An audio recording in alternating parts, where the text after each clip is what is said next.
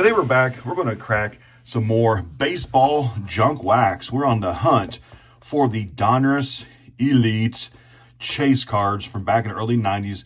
They were literally like impossible to hit. I tried back in the 90s when I was a teenager, never hit one. We've already seen quite a few packs opened up from this box in previous videos, struck out on every single pack. But DONRUSS Series 2, 1993, had the DONRUSS Elite chase cards. I think they were numbered to like, what was it, like 10,000 each? It sounds like a lot of cards, right? But 30 years ago, 10,000 cards with the millions of produced cards, that was like a fraction, like less than 1%. So they were incredibly hard to hit. I don't remember the actual production run, but I think it was like, don't quote me, but maybe like one elite card in maybe every 10 or 15 cases, like, 12 box cases. Like, they were incredibly hard to hit. My whole life, I've never seen anybody physically pull one out of a pack. Today, we are going to try again. I'm going to start cracking a few packs. Let's see what happens. DONRUSS Series 2. Come on. DONRUSS Elite card. Someday, I will pull one. I will never stop trying. Here we go. Carlos Martinez. What's actually nice about this 90s like junk wax is it's incredibly cheap. This whole box, I'm trying to think back what I paid for. I think in previous videos, I might have, there's a Tom Glavine, Juan Gonzalez. I might have said what I paid for this box. There's Jim Bollinger's. Same pack. It wasn't very much. I'm thinking maybe this whole box might have been like $15. That's the nice thing about this 90s junk wax is it's very inexpensive because outside of like the DONRUSS Elite cards, there's not much in these packs. I think for 93 there might have been a couple rookies, Rick Sutcliffe, but they're not really like super valuable though. Maybe like an Eric Karros rookie. Was Chipper in this? No, Chipper was like 91, I think, right? I think Chipper was like 91. What's this?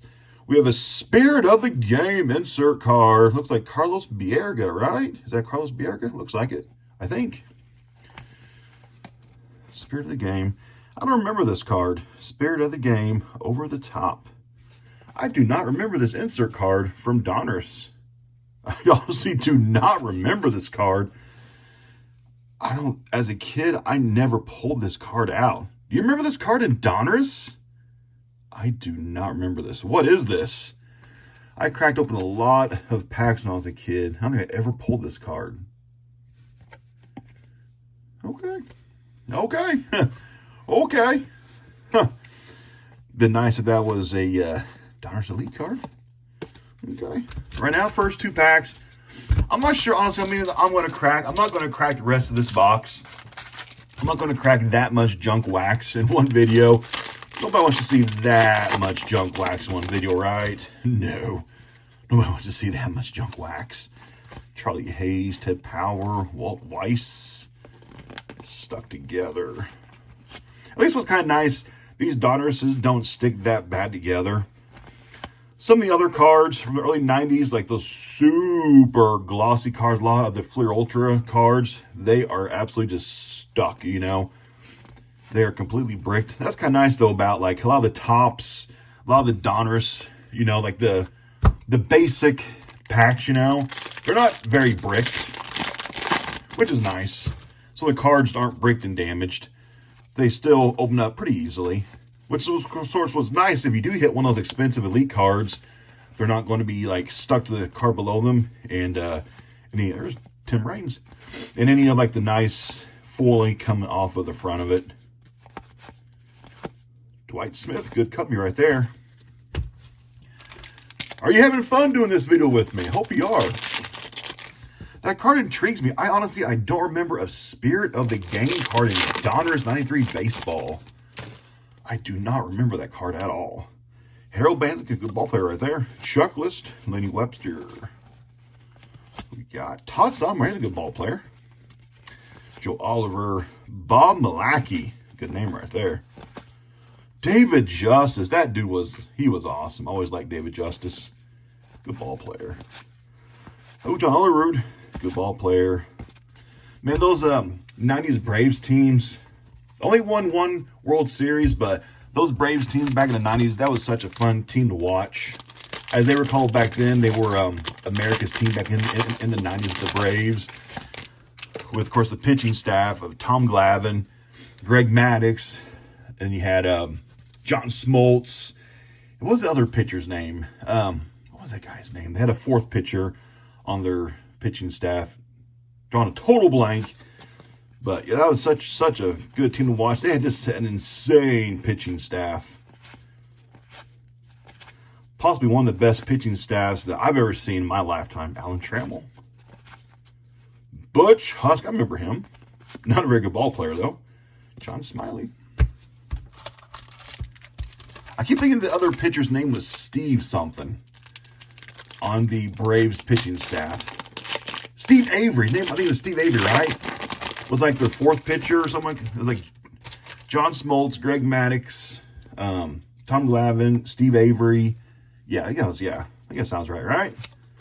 Javi Lopez, rookie card. Javi Lopez, decent ball player. Chuck Carr expansion draft. Good ball player right there.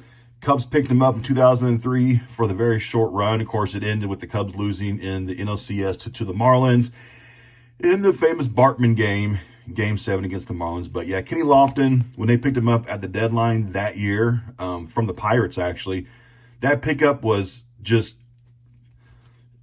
instrumental for the Cubs' little run that they had there. When they got Kenny Lofton and Aramis Ramirez from the Pirates, yeah, that was just instrumental. Lee Smith, he's a good pitcher. Blast from the past with all these cards. Ozzie Smith, gross. The Cardinal. Ooh, Moises Salou. If you would not have overreacted during that play, the Cubs probably would not have gotten beat by the Marlins because he overreacted to the Bartman ball, threw a fit in the outfield. That just kind of like what started everything. If he just would have just chilled out, Moises, just chilled out, and just kept your head in the game. Mark Pryor fell apart. Alex Gonzalez missed that easy ground ball. And the rest is history. It just fell apart. Of course, Dusty Baker had nobody warming up in the bullpen the entire time, while Mark Pryor is just absolutely just falling apart on the mound, and nobody's warming up the entire time. And by the time it was too late. Will Clark, good ball player. That's actually one of my favorite pitchers. Actually, it might be my favorite pitcher of all time, Greg Maddux. Always loved Greg. Actually, I kind of met him one time. Kind of met him, kind of didn't. But at spring training back in, 2019. He was like a special assistant to the Cubs in spring training. And I saw him there just walking in street clothes. And nobody, I guess, recognized him except for me. And I just said hi to him. I said, "Hey, what's up, Greg?" And he gave me a head nod and acknowledged me. And I thought it was awesome. Good ball player, Don Mattingly from Evansville, Indiana. It's, whenever you say hi to a ball player, just give you like a good ball player. Steroid user, never proven, but good ball player. But whenever like a ball player just acknowledges your presence, that's actually sometimes more special than an autograph because you have like a personal interaction. But how many packs are left in this box? 1, 2, 3, 4, 5, 6, 7. So 14 packs left in this box. Should we save the last 7 or 14 for 2 more videos? 3, 4, 5, 6. Actually, I've opened up 8 packs in this video so far and hit nothing. So let's go ahead. We'll end this video on these 8 packs. Actually, will give me 2 more videos of junk wax trying to go through DONRUSS packs while we tell stories, talk baseball, and we have fun, right? So once again, struck out with the DONRUSS packs, but we had fun, right? And I do not remember this card from DONRUSS Baseball in 93. Interesting. But anyway, I'll see you next time. We'll do some more junk wax next week.